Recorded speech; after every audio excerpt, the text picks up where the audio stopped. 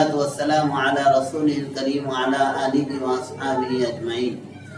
मेरे अजीज़ भाइयों, बहनों और बुज़ुर्गों, अल्हम्दुलिल्लाह कल से रमज़ान का मुबारक महीना शुरू होने जा रहा है इंशाअल्लाह ताला।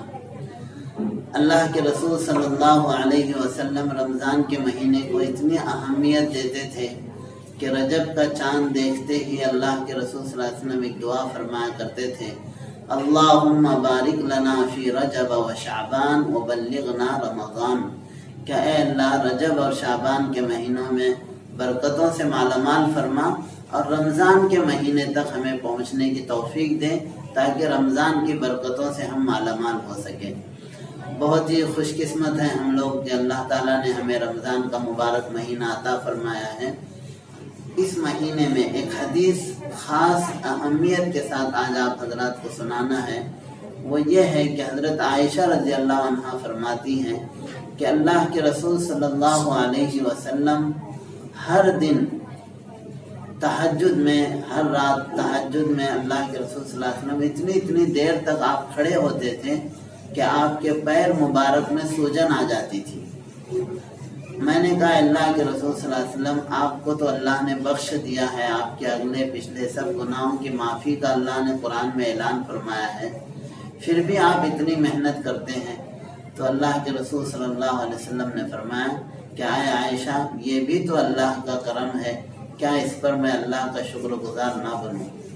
और जब रमज़ान शुरू होता था तो हज़रत आयशा फरमाती हैं कि आम रातों में तो अल्लाह के रसूल सल्लल्लाहु अलैहि वसल्लम के इबादत का यह मकाम था ही कि आप रोज़ाना कम से कम एक औसतन 3-4 घंटे आप इबादत में खड़े रहते थे। और जब रमज़ान शुरू होता था तो यह इबादत और बढ़ जाती थी। और हज़रत आयशा फरमाती है कि आखिर के जब 10 दिन आते थे तो फिर तो अल्लाह के रसूल सल्लल्लाहु अलैहि वसल्लम बिस्तर पर ही तशरीफ़ नहीं लाते थे, बल्कि पूरी तरह कमर कसकर रात रात भर इबादत फरमाया करते थे। चलिए इस हदीस पर हम अमल करें। हमने आम रातों में जो भी इबादत की, अब रमज़ान शुरू हो रहा है, हमारी इबादत इन रातों में बढ़ जाए। ऐसा ना हो कि हम सुन्नत के ख़िलाफ़ कि आम रातों में तो इबादत होती ही नहीं और जो है रमज़ान शुरू होते ही चंद दिन हम इबादत करते हैं, फिर उसके बाद हमारी इबादत फिर ख़त्म हो जाती है और आखिर के 10 दिन तो हमारी जो है ईद की चीज़ें ख़रीदने में चली जाती हैं। आइए इस रमज़ान में हम अपने आप को बदलने की फ़िक्र करें। रमज़ान शुरू होते ही इबादतों को बढ़ाएं, तरावी का अहतमाम खुसूसियत के साथ करें।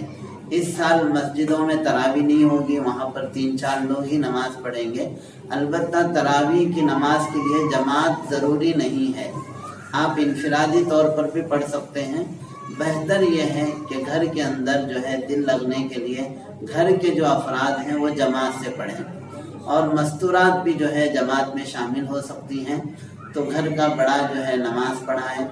और तरावी के अंदर पूरा कुरान पढ़ना ज़रूरी नहीं है, पूरा कुरान पढ़ना एक अलग सुन्नत है, तरावी का पढ़ना एक अलग सुन्नत है। तरावी का तो एहतमाम हर एक करे और जिन्हें कुरान जितना याद है उतना वो तरावी में पढ़े। अगर नहीं है तो आखिर के 10 सूरतें ही अलम तरा से ही हम तरावी में पढ़ सकते हैं। घरों में भी तरावी का एहतमाम ज़रूरी तौर पे करना है, तो हम अपने अपने घरों में तरावी का एहतमाम करें, घरों के अंदर माहौल बनाएं और कुरान ज़्यादा से ज़्यादा पढ़ना, तस्बीहात पढ़ना, चूँकि रमज़ान में इबादत का सवाब बढ़ा दिया जाता है, तो इसलिए अपने औकात को जो है बेहतर तरीके से गुजारें। चलिए हम अपने आप को तैयार कर लें रमज़ान के लिए।